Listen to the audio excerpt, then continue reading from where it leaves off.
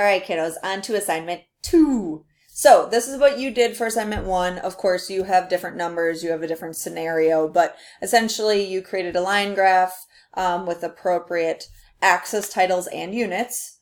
You have a heading, and then you have at least 2 tables. If you figured out a way to combine these into one giant table, more power to you. I don't really care.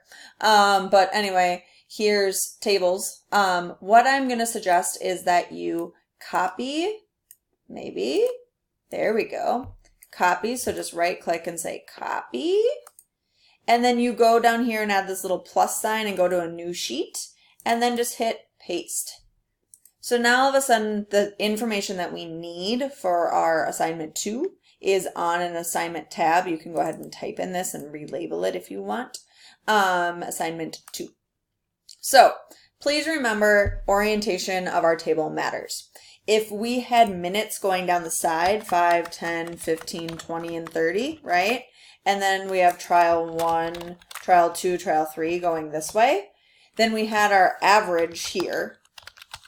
If we have this approach, we have our average down here. So please make sure to add your standard deviation and your standard error based on where your average is located. Hopefully your average is in the right spot. So I'm going to just go ahead and delete all that because you don't need it. And I need some more room to work between this table and for this table. So I'm going to go ahead and right click again and go insert, and then do it again, insert, and then all of a sudden now I have some room to work. So I need standard deviation here, and I need standard error here. Because these are going to be processed as well, I need to highlight them in the same color that I highlighted the averages in, and then I need to go ahead and add borders. Sweet. Then I can go ahead and actually copy this, right click copy, right click paste below, just so that I have matching standard deviation and standard errors on both. Cool. So now let's talk about standard deviation. Just like Excel can calculate the averages for you, Excel can calculate standard deviations for you. So what you're going to do is you're going to double click, hit the equals sign because that lets Excel know you're going to do a formula, and you can start typing standard ST, but then you do DEV for standard dev, right?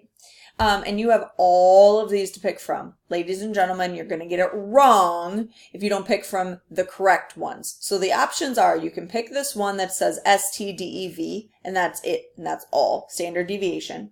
Or sometimes it gives you a pop-up and says, Excel does not support this formula because it's an old formula. STDEV.S will be the one that'll give you the same numbers. So I'm going to go ahead and use that. Dot sample is what that means versus dot population. Don't use the population one, use the sample one. So you're going to double click on it, and you're going to highlight the numbers that you want to do standard deviation of. I only want to do standard deviation of the raw numbers. Please remember, standard deviation is looking at from the average how spread out my numbers are, right? How variable they are. So I can hit enter and I'll get some statement. And then I can go equals STDEV. Remember, I'm picking the .S one, double click, highlight these numbers. So let's look. Standard deviation of 0.5 here, that's pretty small, right? Standard deviation of 1.4 here, because I have a 0.5 and a 3.2, that's clearly much bigger. So again, same thing, I can drag over on my little box and drag over. I'm going to do the same amount of sig figs that I've done for my average for my standard deviation. So again, click down. Okay, so now I have to the right, I have tenths and a hundredths, right? So I'm good. I can go ahead and do that down here, equals STDEV. Again, I'm doing .S, not .P, just highlighting the raw numbers, hit enter, and then going ahead to drag over. Again, I'm going to get rid of my sig figs, make sure that my sig figs match. Or, again, to the right of the decimal place, match. Okay, then I need to do standard error.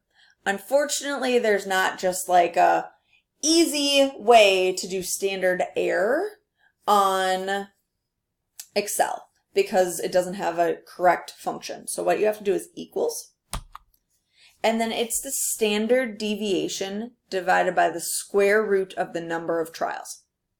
So I have standard deviation already calculated. So I can just go ahead and click on this box because that box is the box that holds standard deviation. So B8 holds standard deviation. And then I divide by the square root. And how I find square root on Excel is SQRT. Double click. Square root the number of trials. So I have 3 trials. So I hit 3, hit the end parentheses, and hit enter. Again, that's equals, and I'm going to do the standard deviation divided by SQRT, square root, the number of trials, which is 3, hit enter. I could keep doing that, or I can drag over. Again, I want the same amount of decimal places for all of my process data. So I'm going to go ahead and just go to here, right? And then I can go ahead and do that here, equals standard deviation, this divided by SQRT. Oops. I'm glitching. Don't know what's happening, but we're going to make it work. Story of my life today. Holy buckets. SQRT. Sorry about that. 3. Enter. And then just go ahead and drag over. And then get rid of my sig figs that I don't need. Cool. So now all of a sudden I have 2 tables. Oh, you'll notice that when I copied them over, I lost the header. So I just need to drag down. Also, this says table 1. It should probably say table 2, right? Okay. So now all of a sudden I have 1 pretty table and 1 pretty table.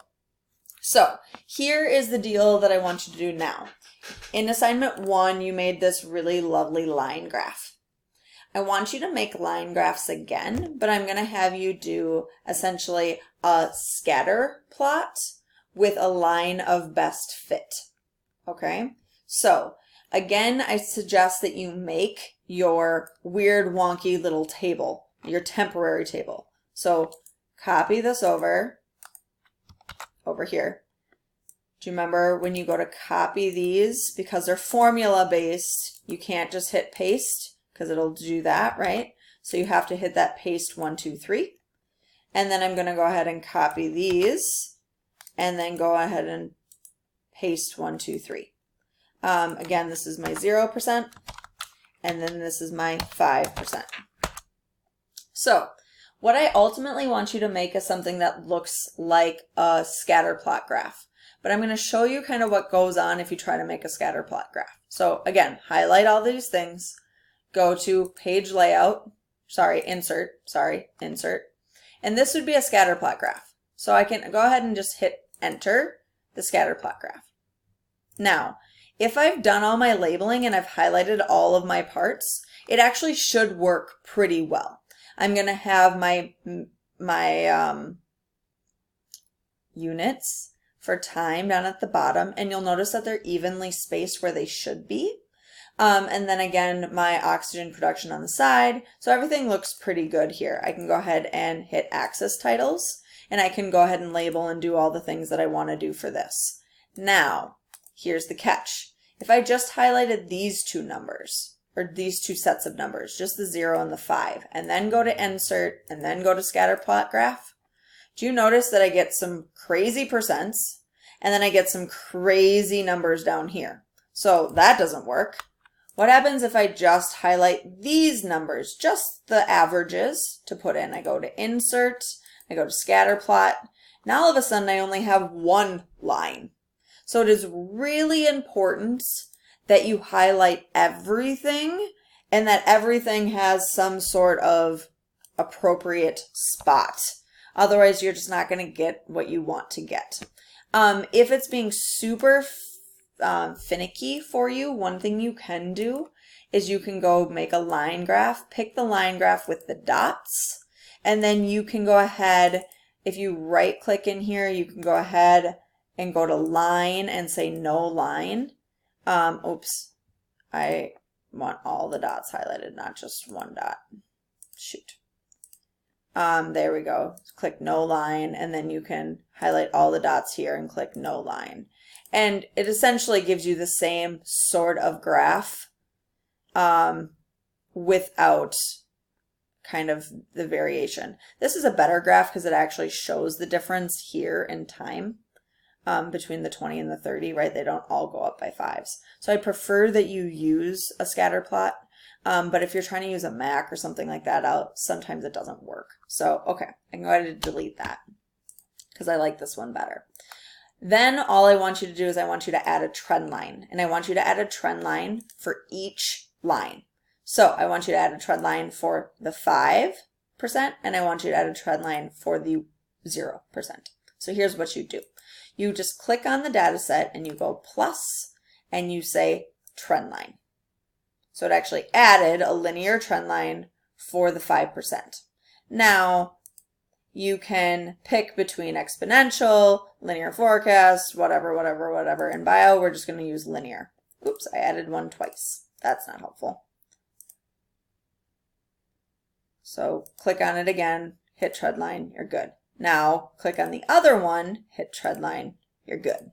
So now all of a sudden you see I have 2 trend lines showing the trend over time for the time allotted on the table. Does that make sense? The one thing I want to add that we're going to talk about in a different assignment is this R value. So if you hit this little arrow over, you can go to more options. And I'm going to move my face out of the way. I want you to display the R-intercept on the graph. So go ahead and just click that. That's how close to hitting all of the data points it is. Now I can click on this trend line. You'll see that it's linear. And I, again, can display R squared value on the chart. So how I got there is I clicked on this, I went to trend line, I went to the black line over, the black arrow over, and said more options. That clicks up here, and then I display the R squared value on the chart. You can move these around, make sure that I know which one goes with which, right? That this one goes with the orange and this one goes with the blue. So, assignment 2 can just have the tables now with standard deviation, standard error, right? And now my new scatter plot chart with my R square values. This is assignment 1 with a line graph. This is assignment 2 with a scatter plot graph. Overall, of course, you would actually fill these out. Overall, we usually use scatter plot graphs, but this is just another step in the right direction. So slowly but surely we'll get to the end, but this is as far as you need to go at this point. Thanks so much. Have a great day.